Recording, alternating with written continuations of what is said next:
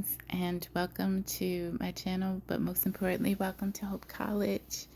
I'm issuing this because there's some correction that needs to be made in regards to Hope College, lesson 25. Okay, so this is an addendum to lesson 25, an extension, if you will. Okay, so I said that Hagar returned back, and indeed she did return back after she was exiled, but the second time she did not. And this was the second time. The first time she ran away was the time where she was told to go back by the Lord indeed. And that was what I mistakenly made reference to. But this second time, and it's important that you notice, and it's reflected in these verses that we did not cover on yesterday, because we only covered Genesis chapter 21 verses 1 through 17. In these following verses that we will cover in the next Hope College lesson segment, you see indicated that the exile is in fact upheld, and Ishmael and Hagar do not return after the second time. So the first time Hagar was exiled, the first time Hagar was not exiled, she ran away. And the Lord told her to go back. The second time they were formally exiled by Abraham and Sarah, and they did not return back, as you see reflected in these scriptures that we did not cover. So that is to issue the correction. It's important that you go and study these scriptures, okay, study the lessons, so that you can be aware of those instances. Those are two distinctly different instances under two slightly different contexts. In the first context, she was not exiled, she ran away.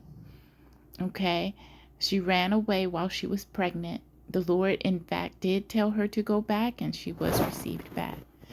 The second time, Ishmael, she was not pregnant, and Ishmael was a boy. Okay, after mocking Isaac at his weaning, at his celebratory weaning party. And this second time, they're formally exiled, and they do not return back. So yes, you can accept this addendum as an update, because it is sound and verified by the scriptures we see here.